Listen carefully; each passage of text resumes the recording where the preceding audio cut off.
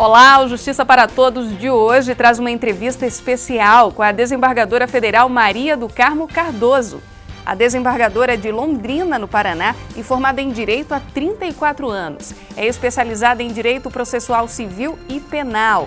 Nós vamos conversar aqui no Justiça para Todos sobre o último relatório Justiça em Números, divulgado pelo Conselho Nacional de Justiça, e sobre a importância da conciliação na justiça brasileira.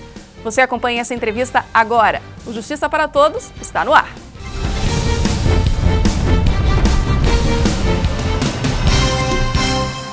Obrigada pela presença, desembargadora. A senhora foi advogada por 25 anos, entrou no TRF Primeira Região pela vaga do 5º Constitucional, destinado aos advogados. Eu queria saber qual a importância da advocacia para essa carreira de julgador. Esse imbricamento de experiências é muito importante. E isso também é bom porque se leva a uma segurança, do que está sendo feito. Toda experiência é válida. E a minha realmente foi frutuosa. 25 anos, 25 anos. Recentemente foi divulgado o relatório do CNJ Justiça em Números. Ele traz números realmente impressionantes, No ano passado, tramitaram cerca de 102 milhões de processos no judiciário. O levantamento anterior traz o número de 100 milhões, ou seja, esse número vem aumentando. Isso é preocupante, Realmente, o CNJ tem feito um trabalho importante. É o levantamento de números de processos que tem em todo o Poder Judiciário. Esse Poder Judiciário, nós dizemos o todo, ou seja, a justiça comum, trabalhista, eleitoral, federal, enfim, é um todo de processos em tramitação, tanto em primeira como segunda instância, quanto nos tribunais superiores e no Supremo Tribunal Federal. Então, é realmente um número que assusta, assusta. Tanto é que diz que até o ano passado eram 100 milhões. No último relatório foram 102 milhões de processos em tramitação.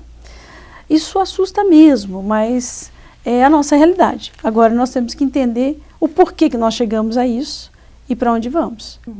Esse mesmo relatório, ele aponta que a Justiça Federal está em segundo lugar no que se refere ao acervo, dá cerca de 13% aí do total. E a Justiça Federal foi a única que conseguiu reduzir aí o número de casos pendentes em 2015. O que explica isso? O que nós temos feito? Nós tivemos pelo CNJ, desde a sua criação, na gestão do ministro Gilmar Mendes, que começou-se a fazer a questão a atingir metas, meta 1, meta 2, meta 3.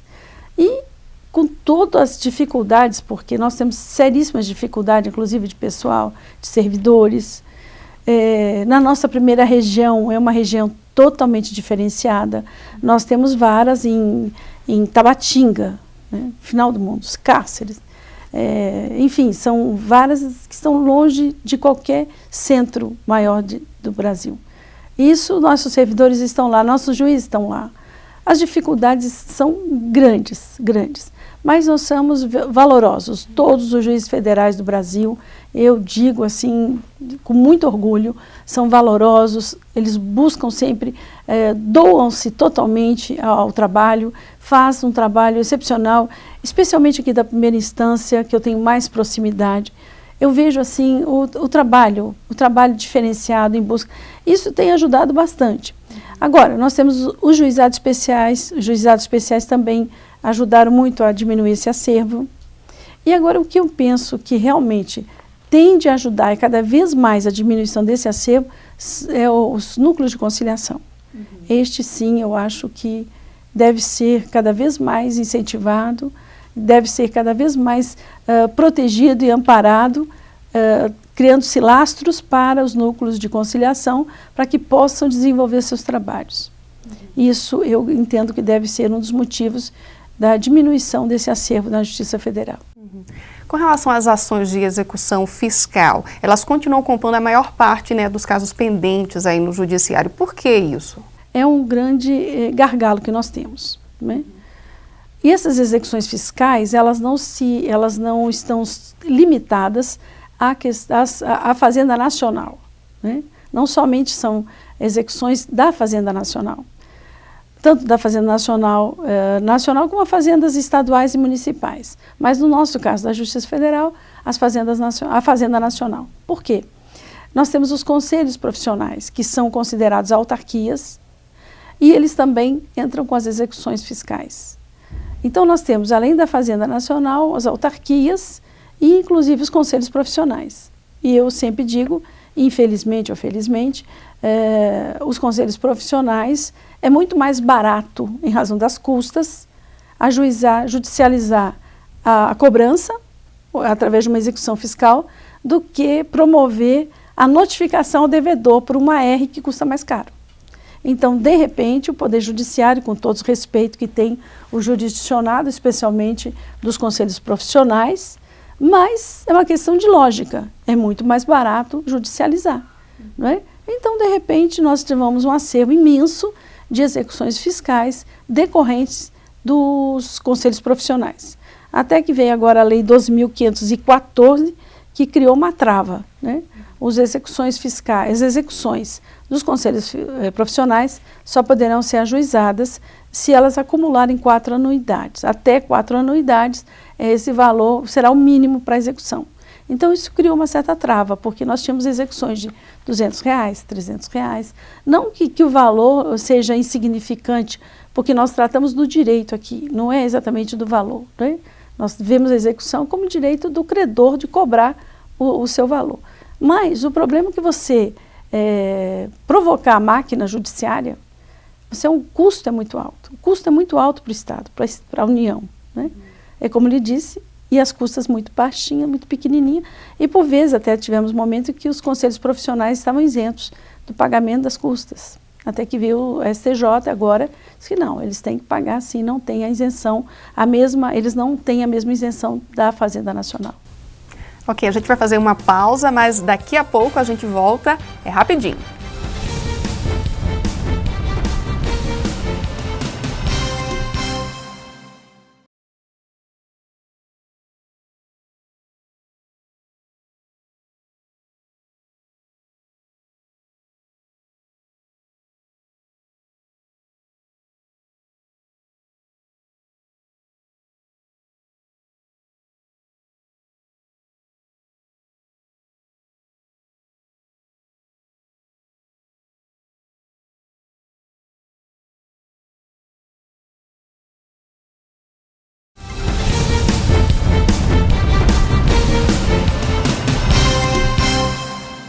Voltamos à entrevista com a desembargadora federal Maria do Carmo Cardoso.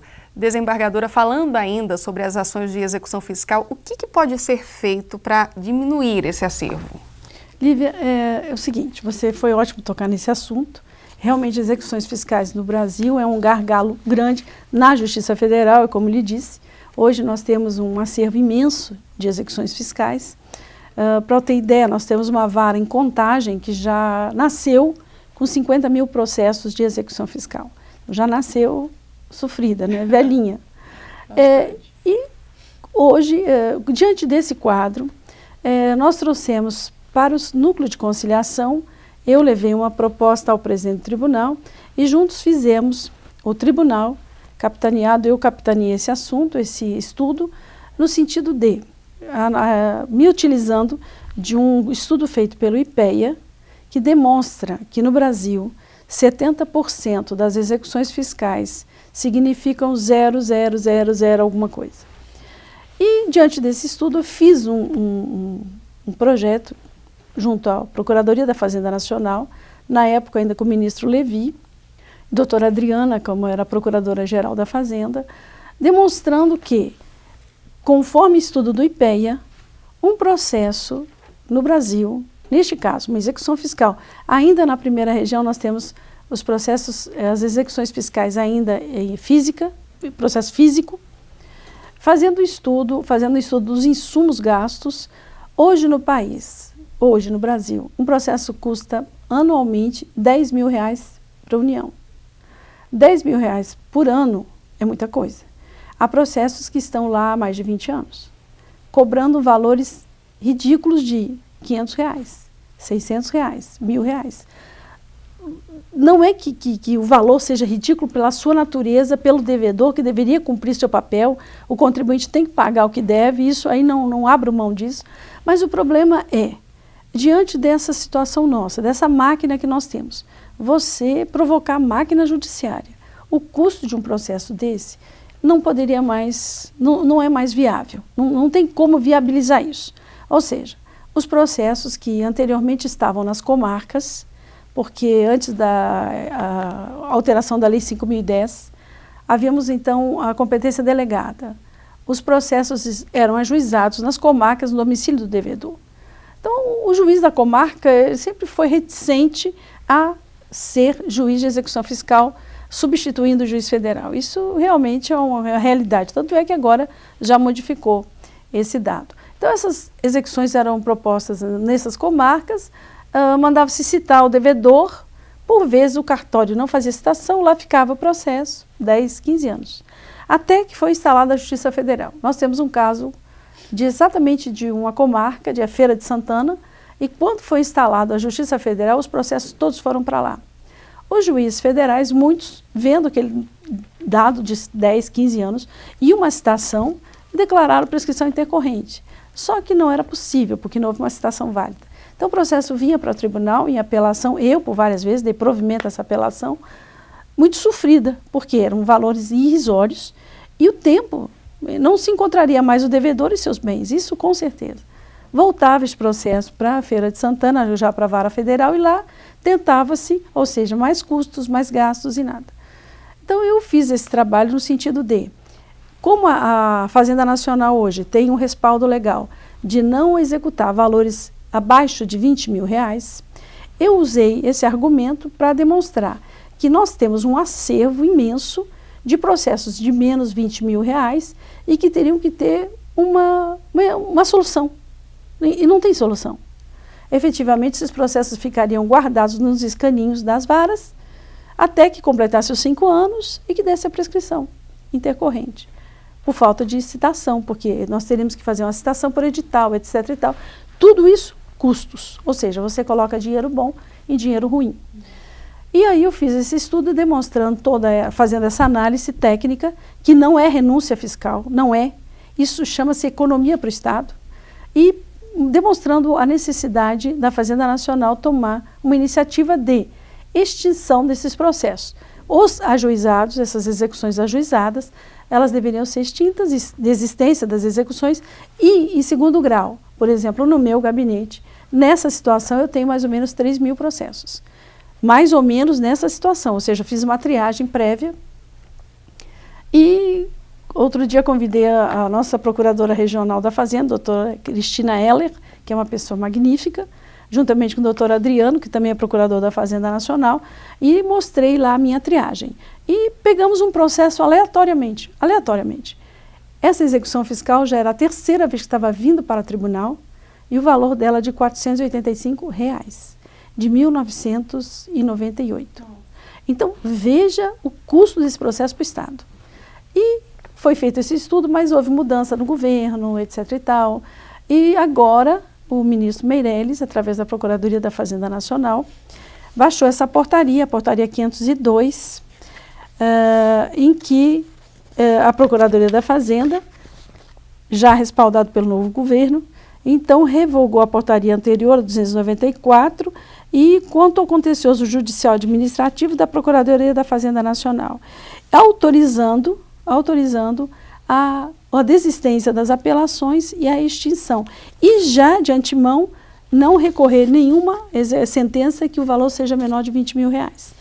Isso para o Brasil vai ser assim, um grande ganho, não só para o Brasil, mas pelo menos a prestação jurisdicional mais célere por parte dos procuradores da Fazenda, que têm execuções, cobranças a serem feitas de valores realmente expressivos e que, como o corpo de procuradores do país é pequeno, não é um corpo grande de procuradores, é um corpo muito pequeno. Eu acho que a tendência é eles se voltarem para essas execuções vultuosas de grandes devedores que realmente precisam uma atuação mais firme. Ao tempo que temos que mudar a legislação na questão da cobrança desses tributos, para que o cidadão aprenda a pagar seus tributos, aprenda a cumprir sua obrigação, não é? Com esse projeto, com essa portaria da Procuradoria da Fazenda Nacional, vai ser muito importante, porque agora, possivelmente, vai haver uma grande diminuição nesse acervo. eu fiz pelo núcleo de conciliação até da seguinte forma. Como nessas execuções fiscais houve sentença do juiz extinguindo a execução fiscal por prescrição, etc. e tal, nessa situação que lhe falei, houve condenação de honorários. Então, eu entendo que pela conciliação eu posso isentar a Fazenda Nacional desses honorários, não é? Ainda que não tenha o devedor localizado, ainda que, mas futuramente havendo esse título judicial favorável ao devedor, ou seja, pagamento desses honorários, ele poderá vir no futuro cobrar. Então, pela conciliação, nós vamos fazer um tipo de homologação em que extingue-se o processo sem pagamento de honorários. Então, é um estudo feito com muito lastro, com muito cuidado, não é renúncia fiscal. Isso deve ser muito bem deixado claro, e sim uma economia para o Estado. Ou seja, o Estado vai deixar de pagar R$10.000 por ano por um acervo imenso que não vai resultar em nada. E o Justiça para Todos vai para um rápido intervalo, voltamos já já.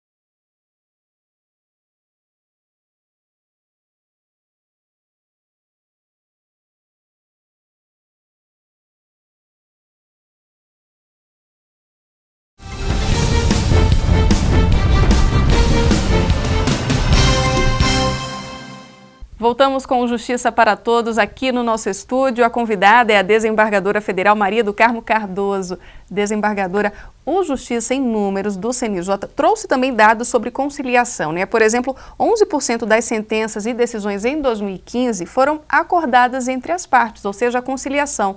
Só que na Justiça Federal esse índice chama atenção, é de apenas 5,6%, é muito baixo isso, né? O que aconteceu em 2015? Para que nós possamos chegar na conciliação, a esse acordo entre as partes, é importante as partes estarem presentes. No caso, nós temos o jurisdicionado e o ente público representado por seus procuradores.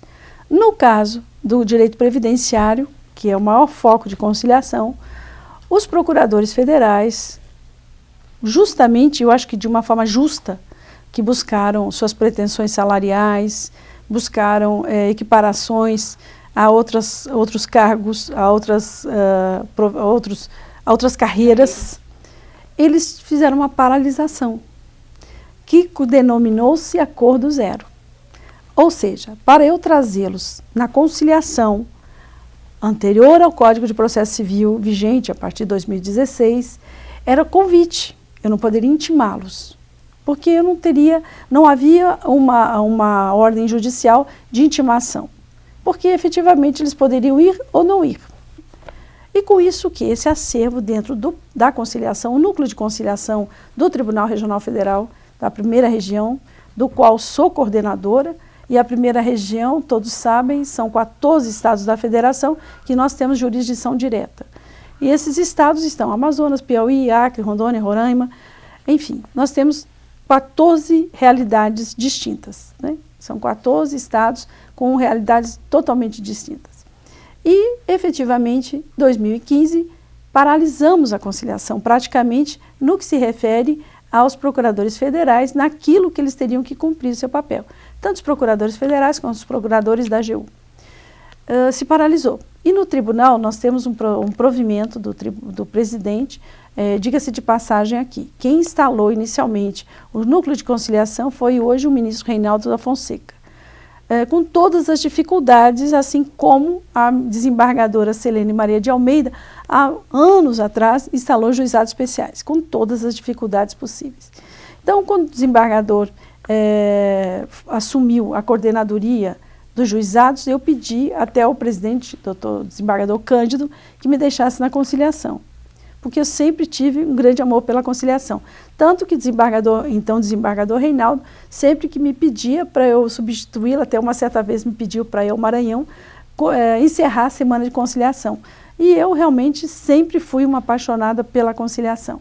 Aqui em Brasília, nos idos de 1985, 86, juntamente com a então agora ministra Fátima Nancy, era juíza ainda no Tribunal de Justiça do DF, nós instalamos aqui o juizado informal de pequenas causas. Era muito interessante, então era um trabalho voluntário, muito interessante. Eu, como advogada, recrutei vários amigos para irmos para a conciliação, esse projeto de conciliação. Então eu sempre tive um quê muito forte na conciliação. E essa conciliação, então, voltando à instalação do nosso núcleo de conciliação, ele ainda está muito incipiente em termos de pessoal, diferentemente dos outros 4 regionais. O nosso regional ainda está precisando melhorar a nossa capacidade de pessoal. Eu tenho só comigo 2 grandes guerreiras, 2 servidoras, a doutora Rosana Minori e a doutora Lina, que são 2 pessoas maravilhosas que trabalham comigo e vestiram a camisa, porque as dificuldades todas.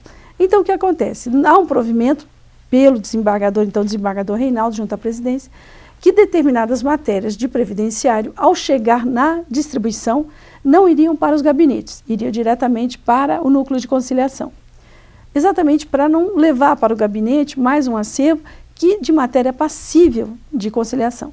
Com isso, então, antes de chegar aos gabinetes, esses processos vão para o núcleo. E lá ficaram. E eu aguardando, então, que os procuradores viessem para que pudéssemos fazer as conciliações. E foi aumentando esse volume. Então, hoje eu estou com 20 mil processos. A resposta é muito rápida. E para o Estado é muito rápido. E o Estado também, em vez de pegar 20 mil processos para recorrer, para ir ao STJ, para ir ao Supremo, usando o corpo de procuradores, que também é pequeno, é um custo maior para o Estado. Então, na verdade, pelo procedimento conciliatório, se chegará em muito a benefícios do jurisdicionado e do Estado. Interessante que a conciliação na prática parece recente, né, mas ela é antiga na legislação, né, o CPC, desde 73, o antigo CPC já previa isso, e a senhora tem um bom exemplo aí de conciliação em Minas Gerais, isso, né? Então, o Código 73 já previa audiência de instrução e conciliação, né? Mas, né, efetivamente, não era efetivado esse procedimento. Já o Código de Processo Civil, 2015, ele exige congente que se faça a conciliação. Não basta que um não queira, uma das partes. Os 2, se renunciarem à conciliação, o processo prossegue. Senão, terá que ter a conciliação, diferentemente desse acervo que eu tenho. Então, é obrigatório. Caso não compareça, haverá multa, diferentemente. Mas eu tenho, sim, grandes projetos. A primeira região, como eu disse, são distintas as realidades. E nós temos um projeto que foi iniciado no Minas Gerais, ainda na gestão do desembargador Reinaldo, na coordenação da Núcleo de Conciliação, juntamente com a doutora Deise Starling, que é uma juíza federal em Belo Horizonte, que já tinha tido uma experiência muito grande também numa desocupação de um imóvel da União, que estava ocupado por pessoas inclusive que tomaram conta desse prédio. Ela conseguiu humanizadamente retirar essas pessoas, devolver o prédio, que hoje me parece que é um hospital. E o DENIT, então, sabendo deste projeto da doutora Deise, buscou a doutora Deise para dar cumprimento a uma sentença transitada em julgado há mais de 30 anos. Essa sentença de uma ação civil pública em que o Ministério Público exigia, do então DNR, ampliação do anel rodoviário de Belo Horizonte, ampliação da BR-381, que é a que mais mata no país. E o que acontece? O porquê que o DENIT e nem o DNR conseguiam cumprir essa sentença? Licitavam para cumprir a sentença. Licitavam, fazia-se o contrato, só que a empreiteira, não conseguia cumprir o contrato por conta dessa ocupação. Efetivamente, o DNR e o DENIT tinham que indenizar essa empresa. E o custo disso se avolumou em muito. Aí buscaram a doutora Deise para um projeto de desocupação humanizada de 8 mil famílias. A doutora Deise assumiu esse compromisso, eu digo ainda na gestão do desembargador Reinaldo. Quando eu assumi, ela me procurou, eu dei todo o respaldo necessário, estudei primeiro o projeto, muito bem estudado, e começamos a esse projeto. Só que esse projeto tomou uma dimensão muito grande. Aí você pode dizer, mas desembargadora, nós estamos já numa sentença, caberia uma conciliação aí? Caberia sim, porque o Poder Judiciário ele tem que determinar e fazer cumprir as suas decisões. De que forma? Poderia se mandar lá que se desocupasse de forma arbitrária, violenta, com polícia, requisitando polícias federais, estaduais, militares, mas não é isso que a Justiça Federal deve fazer. A Justiça Federal deve cumprir as suas decisões de forma humanizada, em respeito à dignidade humana. O DENIT oferece o valor X, a parte aceita ou não, na audiência fechamos ali, já é feito o pagamento e tem mais. O DENIT, como o DNR por várias vezes desocupou, fez a desapropriação, mas não fez o registro do imóvel. Hoje o DENIT está desapropriando aquilo que ele já tinha desapropriado anteriormente por falta do registro. Então, nas atas de audiência, eu determino que se faça imediatamente o registro independente de emolumentos, porque é uma autarquia. E depois se brigam lá. E com isso está dando muito bom resultado. Graças a Deus, temos mais de 1.200 famílias em menos de um ano, já desocupada humanizadamente e já abrindo vários quilômetros já de implantação da nova rodovia. Obrigada, desembargadora. E o Justiça para Todos de hoje termina aqui. Participe do programa, envie a sua sugestão para imprensa@ajuf.org.br. Você também pode assistir ao programa pela internet na página da AJUF ou no canal da associação no endereço youtube.com/tvajuf. Obrigada pela sua companhia.